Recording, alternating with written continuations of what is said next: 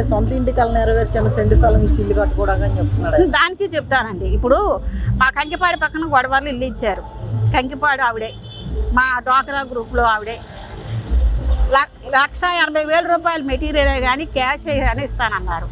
ఆ అమ్మాయికి ఇచ్చింది 80,000 రూపాయలు సరుకు. 3 లక్షల రూపాయలు అప్పు చేసి ఇవాళ రోజున 3 లక్షలు తీర్చుకోలేక ఎవ్వరూ లేరు. ఎడారి వాన వస్తే నిండిపోతున్నాయి గోతులు నీళ్ళు. అదే ఇంట్లో ఉండి ఆ వడ్డీతో వచ్చిన కష్టంతో వడ్డీ కడుతుంది తప్ప 3 లక్షలకి నువ్వు స్థలం ఇచ్చి ఎవరిని కూడా ఇల్లు లేని వాళ్ళలాగా చూడను, అద్దెలు కట్టుకునే ఇల్లు లేదు, అద్దెలు కట్టుకోకుండా స్థలం ఇచ్చి వాళ్ళకి ఇల్లు కట్టించి ఇస్తానన్నావు. ఏం చేసావు? ఇప్పుడు వాళ్ళు మోసం చేసావు. 3 లక్షలు 2 లక్షలు 2.5 లక్షలు అప్పులు పాలయ్యి నీ స్థలం తీసుకొని వాళ్ళు అక్కడ కట్టిన దానికి అప్పులు వడ్డీ కట్టుకుంటున్నారు. ప్లస్ ఇవాళ రోజున వాళ్ళకి ఏదో ఒక పేపర్ చూపించావు, ఎక్కడో పాడిపడిపోయిన భూమి చూపించావు. ఇవాళ రోజున తిరగబడి మా స్థలాలు మాకు ఇమ్మంటే దొంగ సంతకాలు పెట్టి రిజిస్ట్రేషన్ అని చెప్పి సచివాలయంలో చేపిస్తున్నాడు. ఇవాళ మా కంకిపాడు సచివాలయంలో కూడా చేపిస్తున్నాడు రిజిస్ట్రేషన్ అని. అది ఏ రకంగా రిజిస్ట్రేషన్ అవుతుందండి? రిజిస్టర్ ఆఫీస్లో చేస్తే రిజిస్ట్రేషన్ అవుతుంది, సచివాలయంలో చేస్తే రిజిస్ట్రేషన్ అవుతుందా?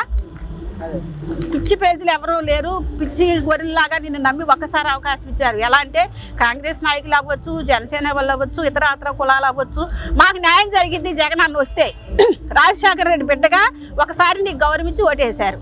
అంతే తప్ప నువ్వు ఇప్పుడు ఈ రకంగా చేస్తావని చెప్పి అందరూ తెలుసుకున్న తర్వాత నీకు ఎలా ఓటేసి గెలిపిస్తారు? కానీ ఈరోజు సిద్ధం అంటే ఫ్లెక్సీలో వేస్తున్నారు కదా, నేను గెలుస్తాను 175.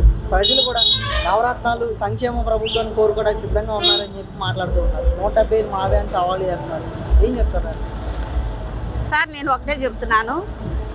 మచిలీపట్నం పార్లమెంటు కృష్ణా జిల్లా అంగన్వాడీ డ్వాక్రా కమిటీ తరఫున డ్వాక్రా వాళ్ళు రోడ్డు ఎక్కారు. మా మండలంలోనే మా నియోజకవర్గంలో 460 మంది వాళ్ళకి తినడానికి తిండి లేక వాళ్ళు పెట్టిన డిమాండ్లు నెరవేరుతారని చెప్పి 100 రోజులు పైగా వాళ్ళు నిరాహార చేశారు. వాళ్ళకి ఏమి న్యాయం చేయకపోయి మే నెలలో తీరుతానన్న వాళ్ళ బాధలు.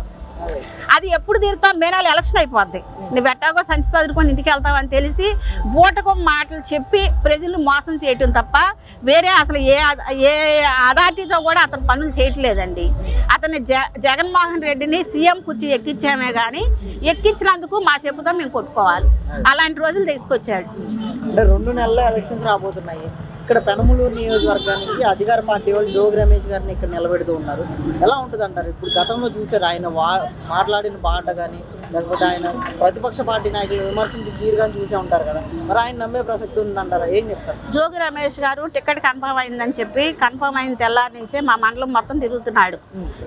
ఊరే తిరగవచ్చు, పెనమలూరే తిరగవచ్చు, కంకిపాడు మండలమే తిరగవచ్చు, గ్రామాల్లో తిరుగుతున్నాడు. ఎక్కడ తిరుగుతున్నాడు? పల్లెల్లో వాళ్ళకి 500 రూపాయలు ఇచ్చి భోజనాలు పలవ బొట్టలు అవి పెట్టి జనాలను పోజేసి డబ్బు ఎరజిమ్మి జనాలు పిలిపించుకుంటున్నాడు.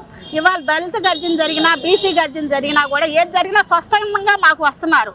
చంద్రబాబు నాయుడు గారి కోసం స్వస్థంగా ఈ బాధలు చెప్పుకుంటాకి మనం జనం రూపాన్ని వెళ్ళి మన బాధలు చెప్తే కానీ ఆయనకు అర్థం కాదని చెప్పి జనం పెరుగుతున్నారంటే నీకు తగ్గినట్టే కదా. నువ్వు డబ్బులు ఇచ్చి వాళ్ళు కొనేస్తావు, రేపొద్దున మళ్ళీ కనపడవు. నీ ప్రభుత్వాన్ని నమ్మటాకైతే ఇక్కడ ఎవరూ లేరు. గత 2 నెలల తర్వాత ఎలక్షన్స్ వచ్చినా ఇప్పుడు పెట్టినా కూడా నీకు 175 సీట్లు వస్తాయి అన్నమాట. అది 0.